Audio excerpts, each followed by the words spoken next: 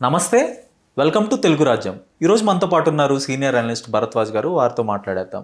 Sir నమస్తే. నమస్తే. Sir, ప్రధానమంత్రి నరేంద్ర మోదీ గారు ఈరోజు బెంగళూరు పర్యటనలో భాగంగా కొన్ని కీలక వ్యాఖ్యలు అయితే చేయడం జరిగింది. కాంగ్రెస్ పార్టీ తమ మిత్రపక్షాలకు తరచూ వెన్నుపోటు పొడుస్తుంది, కాంగ్రెస్ పార్టీ చరిత్ర ఇదేనంటూ ఆయన వ్యాఖ్యలు అయితే చేశారు, విమర్శలు చేశారు. డిఎంకేతో అందులో భాగంగానే ఈరోజు దశాబ్దాలుగా స్నేహహస్తాన్ని అందిస్తున్న డిఎంకేని కూడా వాళ్ళు ఈరోజు తెగతెంపులు చేసుకున్నారు టీవీకే కోసం. ఒక ఆపర్చునిస్ట్ పార్టీగా కాంగ్రెస్ పార్టీని అభివర్ణించారు. సో ఎట్లా చూస్తుంది? అంటే కొత్త మిత్రులు కలుస్తున్నారు కాబట్టి పాత మిత్రులకి వెన్నుపోటు పొడిచారు అని చెప్పారు ఆయన. అయితే గతంలో వీళ్ళతో కలిసి ట్రావెల్ చేసిన చరిత్ర ఉంది డిఎంకేకి. 1999 నుంచి 2004 వరకు కలిసే ఉన్నారు వాజ్పేయి గారి ప్రభుత్వంలో. ఆ తర్వాత యూపీఏతో ట్రావెల్ మొదలైంది. యూపీఏతో ట్రావెల్ మొదలైన తర్వాత ఈ కనమూలి గొడవ ఇవన్నీ జరిగింది అప్పుడే. స్కామ్లు, 2G స్పెక్ట్రమ్లు ఇవన్నీ బ్లాస్ట్ అయింది ఆ టైంలోనే, 2009 to 11-12. అలా నడిచినటువంటి ఒక రాజకీయ చరిత్ర ఉంది డిఎంకేకి. సో ఒక ఎన్డీఏతో ఎందుకు ట్రావెల్ అయ్యారు వాళ్ళు అనే దానికి, ఏమన్నా ఎందుకు విడిపోయారు అనే దానికి కూడా చెప్పాలి కదా ఆయన. దాంతోపాటు మిత్రపక్షాలకి వెన్నుపోటు పొడవటం అనేది భారతీయ జనతా పార్టీ ఎన్ని పార్టీలకు చేయలేదు ఆ పని. ఇప్పుడు శివసేనని టోటల్గా నిర్వీర్యం చేశారు కదా. ఈరోజు ఏమిటి దాని పరిస్థితి? ఆ పార్టీ ఎటువంటి పార్టీ, అది ఎటువంటి పరిస్థితికి దిగజార్చారు. అలాగే ఒరిస్సా రాజకీయాల్లో వీళ్ళు చేసిన రాజకీయం వలన కదా సర్వనాశనం అయింది అక్కడ. జనతాదళ్ అంతే, జనతాదళని సర్వనాశనం చేసింది భారతీయ జనతా పార్టీయే కదా, చీల్చి చెండాడింది. అలా చూసుకుంటే వైసీపీకి కూడా వాళ్ళు రాజ్యసభలో మద్దతు తీసుకొని ఎన్నికల ముందు అయితే వదిలేయటం జరిగింది. ఎవరికైనా ఇప్పుడు కేసులు పెట్టి కంట్రోల్ చేస్తూ ఎవరు ఏం మాట్లాడాలో కూడా వాళ్ళే ఫీడ్బ్యాక్ పంపిస్తున్నటువంటి పరిస్థితి ఉంది కదా. ఏం మాట్లాడాలో కూడా, ఏ ప్రకటన ఇవ్వాలో కూడా ఢిల్లీ నుంచి పంపిస్తున్నారు. ఈ లెవెల్లో ప్రాంతీయ పార్టీలను ఆపరేట్ చేస్తోంది ఎవరు? ఆంధ్రప్రదేశ్లో చంద్రబాబు నాయుడిని ఎలా కంట్రోల్లోకి తీసుకుందో ఎన్డీఏ అందరికీ తెలిసిన విషయమే. పవన్ కళ్యాణ్ని ఎలా పట్కార్లాగా వాడుతున్నారో, లేకపోతే పాయసంలో గరిట్లా వాడుతున్నారో అందరికీ తెలిసిన విషయమే. మీరా ప్రాంతీయ పార్టీలతో ఆడుకుంటోంది కాంగ్రెస్ ఆడలేదని నేను అంటలేదు. కాంగ్రెస్ పార్టీ కూడా ఈ డ్రామా నడిపింది. కాంగ్రెస్ పార్టీ కంటే ఎఫెక్టివ్గా భారతీయ జనతా పార్టీయే ఆడింది ఈ ఆట. భారతీయ జనతా పార్టీ ఆడినంత ఎఫెక్టివ్గా కాంగ్రెస్ ఆడలేదు. ఇందిరాగాంధీ గారి రోజుల్లో ప్రాంతీయ పార్టీలను చేల్చటము, గందరగోళపరచటము అనేది చేసింది. ఇంకా మాట్లాడలేదు. కానీ మరి తెలుగుదేశం పార్టీ మీద ఆ రోజుల్లో ఇందిరాగాంధీ గారు చేసినటువంటి దాడి, నాదెండ్ల భాస్కర్రావు గారి రూపంలో చేసిన దాడి గురించి కూడా మాట్లాడుకోవచ్చు కదా. అలాగే జగన్మోహన్ రెడ్డి మీద కాంగ్రెస్ పార్టీ చేసిన దాడి, జగన్మోహన్ రెడ్డి ఆయన తన పేరుతో ఒక యాత్ర చేస్తాను అన్నాడు. దాన్ని ఎందుకు పర్మిట్ చేయలేదు అంటే అతను ఒక పవర్ సెంటర్గా మారతాడు అనే ఉద్దేశంతోనేగా మీరు ఆ రోజున ఇబ్బంది పెట్టింది. మీకు సరెండర్ అవ్వలేదనే కదా చేసింది. కాంగ్రెస్ పార్టీ చేసింది. ఇలాంటివి ఉన్నాయి ఆ చరిత్రలో. ఇందిరాగాంధీ గారి చరిత్రలోనే కాదు, సోనియా గాంధీ గారి చరిత్రలో కూడా జగన్మోహన్ రెడ్డి లాంటి మరకలు ఉన్నాయి. కానీ వాళ్ళని మించి కదా మీరు ఆపరేట్ చేస్తోంది. కేసులు కట్టి కేసీఆర్ మీద కేసు ఎందుకు కట్టారు? కేజ్రీవాల్ పార్టీని చీల్చింది మీరే కదా ఈ మధ్య రీసెంట్గా. ఆ చద్దాని లాక్కెళ్ళింది ఎందుకు? రాఘవ్ చద్దాని ఆయనతో పాటు మిగిలిన ఎంపీలని పట్టుకెళ్ళిపోయి ఆ పార్టీని చంపేయటంలో మీ క్రియాశీలక పాత్ర స్పష్టంగానే కనిపిస్తోంది కదా. మరోవైపు చూస్తే బీహార్ గత ముఖ్యమంత్రి నితీష్ కుమార్ పరిస్థితి ఏంటి? ఆయన తీసుకెళ్లారు, ఏదో సెంటర్లో ఏదో ఇవ్వబోతున్నారు అని ఒక పిక్చర్ చూపించారు. కానీ ముఖ్యమంత్రి పదవి కన్నా ఏదైనా కూడా తక్కువగానే భావించాల్సి ఉంటుంది కదా. మేము ఇక్కడ ఏదో చేయాలి, ఒక స్ట్రక్చరల్ మార్పు ఏదో చేయాలనుకున్నాం బీహార్లో అన్నారు, బాగానే ఉంది. ఆ స్ట్రక్చరల్ మార్పు ఏం జరగలే అక్కడ. అలాగని చెప్పి ఈయనకి ఏమీ లేదు, ఇప్పటిదాకా అలా ఉన్నాడు హోల్డ్ అయ్యి. ఎందుకు ఆయన్ని పక్కన పెట్టారు? ఏమిటి ఆయన చేసిన తప్పేంటి? ఎందుకు ఆయనకి శిక్ష? అంటే మా వలన ఈ ప్రభుత్వం నడుస్తోంది అనేటువంటి అభిప్రాయాన్ని ఆయన ఆంతరంగిక సమావేశాల్లో ఎక్కడో ఓకే. వ్యక్తం చేశాడు. ఓకే. అందుకు కదా మీరు చావగొడుతుంది ఆయన అనవసరంగా. కాబట్టి ఇలా 100 ఉదాహరణలు చెప్పచ్చు ఈయన వెన్నుపోటు పొడిచినటువంటి వాళ్ళు. చంద్రబాబు నాయుడు ఎందుకంత వినయంగా బతుకుతున్నాడు? 2018లో ఆయన మోదీ గారిని అసలు ఈ రాష్ట్రం నుంచి ఈ రాష్ట్రంలోకే రాకూడదని అన్న వ్యక్తి ఆయన సరెండర్ అయ్యాడు. ఓకే, సరెండర్ అయినప్పటికీ సొంత అభిప్రాయం లేకుండా తయారైపోయాడు కదా చంద్రబాబు. ఎందుకు అలా తయారయ్యాడు అంటే బికాజ్ మోడీ గారి బుల్డోజింగ్ ప్రోగ్రామ్ ఆ లెవెల్లో ఉంది కాబట్టి ఆయన రహస్యంగా ఏసీసీ కెమెరాలు లేవు అనుకున్న ప్రాంతానికి వెళ్ళి రోజు రాత్రిపూట కాసేపు కేంద్ర ప్రభుత్వాన్ని నరేంద్ర మోడీని తిట్టుకుని మనసారా తను పొగుడుతున్నటువంటి వ్యవహారాలని కాంపన్సేట్ చేసుకుంటున్నాడేమో అని నా అనుమానం. చంద్రబాబు నాయుడు గారు ఇలా ఎప్పుడూ లేడు, ఇంత దారుణమైనటువంటి పరిస్థితుల్లో ఏనాడు లేడు ఆయన. కానీ చంద్రబాబులాగా లేకుండా ఉన్నాడు. చంద్రబాబు కాకుండా పోవడం వెనకాల నరేంద్ర మోడీ గారు వెన్నుపోటు ఉంది కదా.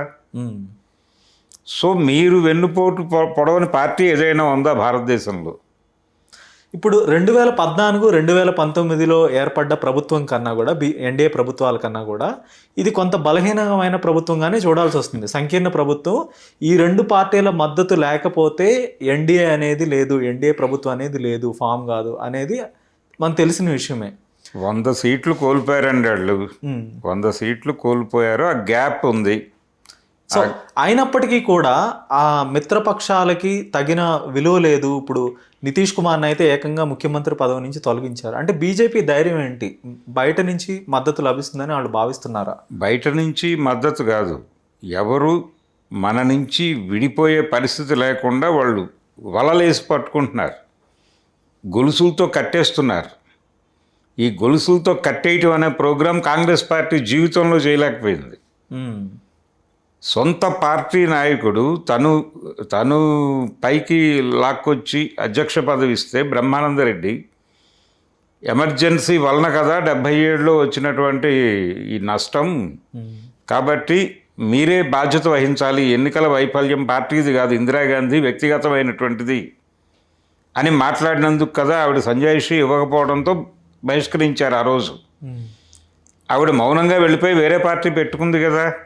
ఆ మేరకు డెమోక్రసీ ఉంది కదా అక్కడ కనీసం అయినప్పటికీ. ఆ తర్వాత అదే బ్రహ్మానందరెడ్డి గారు వచ్చి ఈవిడ పెట్టిన పార్టీలో కలిశాడు, అది వేరే గొడవ.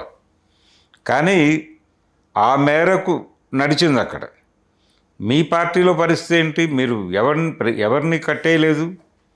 ఇప్పుడు జగన్మోహన్ రెడ్డి గారు ఒక ఎలిగేషన్ వచ్చింది చంద్రబాబు మీద, మేం అరెస్ట్ చేద్దామని అనుకుంటున్నాము అని కేంద్ర హోంశాఖకి అడిగిన తర్వాతే కదా అరెస్ట్ చేసింది. మీరు గ్రీన్ సిగ్నల్ ఇచ్చారు కదా ఆ రోజున. అంటే అసలు జగన్మోహన్ రెడ్డి బ్రెయిన్లో ఆ ప్లాంట్ నాటింది కూడా మీరే అయి ఉండొచ్చు కదా. చంద్రబాబు నాయుడు అంటే గ్రాఫ్ చూస్తున్నారు, వాళ్ళు స్టడీ చేస్తున్నారు. గ్రాఫ్ చంద్రబాబు వైపు మొగ్గు చూపిస్తోంది అనేది ఎక్కడో వాళ్ళకి నివేదికలు ఉన్నాయి.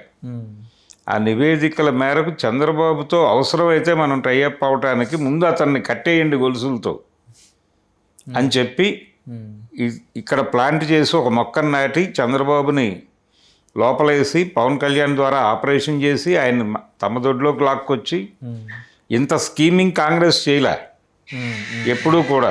అంటే ఇంత దూర ఆలోచన చేయలేదు. అంటే దూరాలోచన కాదు, ఇది దురాలోచనే. ఓకే. ప్రతి వాడిని కట్టేయటమే, గొలుసులేసి కట్టేయటమే. సరెండర్ కాకపోతే రాజకీయ భవిష్యత్తు లేకుండా చేస్తానని మొత్తం భారతదేశంలో ఉన్న అన్ని రాజకీయ పార్టీలని వాళ్ళు భయపెడుతున్నారు. కాంగ్రెస్ పార్టీలో సిడబ్ల్యూసిలో కూడా వాళ్ళ వేగులు ఉన్నారు. ఓకే. ఇంత గూఢచర్యం లేదు కాంగ్రెస్ పార్టీ హయాంలో. ఇంత గూఢచర్యం పార్టీల లోపలికి కోవర్టుల్ని పంపించి పార్టీలో ఉన్నవాళ్ళని కోవర్టులుగా మార్చుకుని ఆ పార్టీలను సర్వనాశనం చేసుకున్నటువంటి పద్ధతి కాంగ్రెస్ పార్టీ హయాంలో లేదు. అలాంటి ప్రయోగాలు 2-3 సార్లు జరిగి ఫెయిల్ అయినారు. వాళ్ళ ఆధ్వర్యంలో వీళ్ళు సక్సెస్ఫుల్గా చేయగలుగుతున్నారు. కమ్యూనిస్ట్ పార్టీల్లోకి కూడా వీళ్ళ కోవర్ట్లు ఉన్నారు. ఏది భారతీయ జనతా పార్టీ కోవర్ట్లు. ఓకే. కాబట్టి చాలా ప్రమాదకరమైన పరిస్థితిలో ఈ దేశ రాజకీయాలని నెట్టేసింది భారతీయ జనతా పార్టీ. బ్రెయిన్స్ని కంట్రోల్లోకి తీసుకుంటున్నారు వీళ్ళు, బ్రెయిన్ మ్యాపింగ్ చేస్తున్నారు. సోషల్ మీడియా లేదంటే సోషల్ మీడియా కాదు, స్ట్రైట్గా వీళ్ళ ఆల్గారిథంలోకి బుర్రలో వచ్చేస్తాయి. అంటే అక్కడ హిందుత్వ అనేటువంటి ఐడియాలజీని స్ప్రెడ్ చేయడం ద్వారా దానికి అట్రాక్ట్ చేస్తున్నారు వీళ్ళు. అట్రాక్ట్ చేసి లిబరల్గా ఉందాం మనం, కానీ లిబరల్గా ఉండే పరిస్థితి మైనారిటీల నుంచి లేదు, మన మతాన్ని సర్వనాశనం చేస్తున్నారు వాళ్ళు అనే దాన్ని వెదజల్లుతూ సెన్సిటివ్గా మార్చి వ్యవహారాన్ని కాంగ్రెస్ పార్టీలో ఉన్నటువంటి హిందువుల బుర్రల్ని, అంటే ఉదారవాదాన్ని చంపేశారు వాళ్ళు. ఉదారవాదం అనేది ఉండకూడదు హిందూ మతంలో, పరమత సహనం అనేది ఉండకూడదు. నిరంతరం పక్క మతాల గురించి మండుతూ ఉండాలి వీళ్ళ బుర్రలు.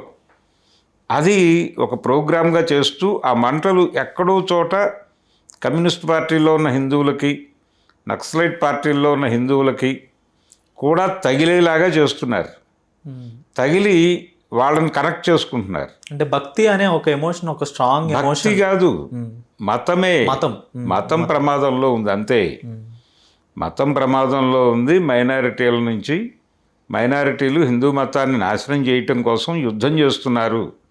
వాళ్ళని అడ్డుకోకపోతే భారతదేశంలో 2 నిమిషాల్లో హిందూ మతాన్ని క్లోజ్ చేస్తారు అనే నేరేటివ్ని బలంగా ఇంజెక్ట్ చేస్తూ వెళ్తున్నారు వాళ్ళు. ఈ ఆల్గారిథంలోకి అన్ని పార్టీల బుర్రలు వస్తున్నాయి. ఆ బుర్రల్ని వీళ్ళు కేంద్రం చేసేసుకుంటున్నారు.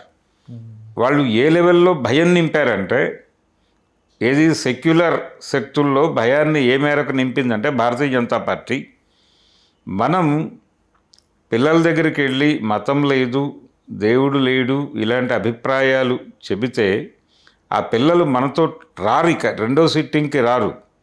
కాబట్టి మనం మతం గురించి మాట్లాడకుండా ఇంకేవైనా మాట్లాడి వాళ్ళతో ఫ్రెండ్షిప్ చేద్దాం అని కమ్యూనిస్ట్ పార్టీలకు చెందిన ప్రజా సంఘాల నాయకులు మాట్లాడుకుంటూ ఉండగా విన్నాను నేను. ఓకే. అంత నిజానికి దాని మీద అటాక్ చేయకపోతే వాళ్ళని బయటకు తీసుకురావడం కష్టం. కానీ మతం గురించి మాట్లాడటం వలన వాళ్ళు దూరం అవుతారేమో అనే భయం వీళ్ళు మాట్లాడేలాగా చేసింది ఎవరు? వీళ్ళే.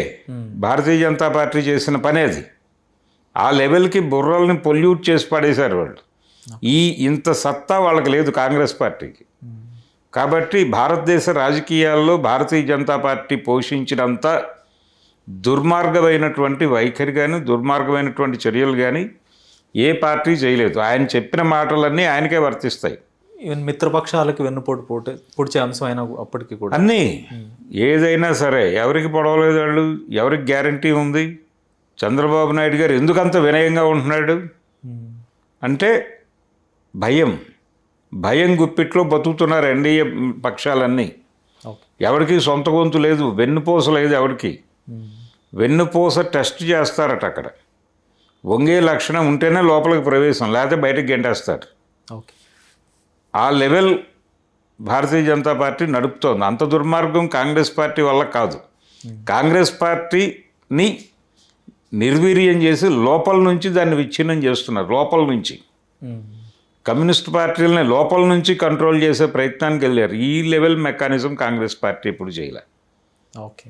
ఓకే, ధన్యవాదాలు sir. Thank you. Hello, Telugu రాజ్యం ఛానల్ చూస్తున్నారా? సామాజిక, రాజకీయ, జీవన చిత్రణే తెలుగు రాజ్యం. అతిశయోక్తులు, అసత్యాలు ఉండవు. రాజకీయ కోణం కాదు, ప్రజా కోణమే కొలబద్ద. తెలుగు రాజ్యం వీక్షణ మీ ఉత్తమ అభిరుచికి నిదర్శనం.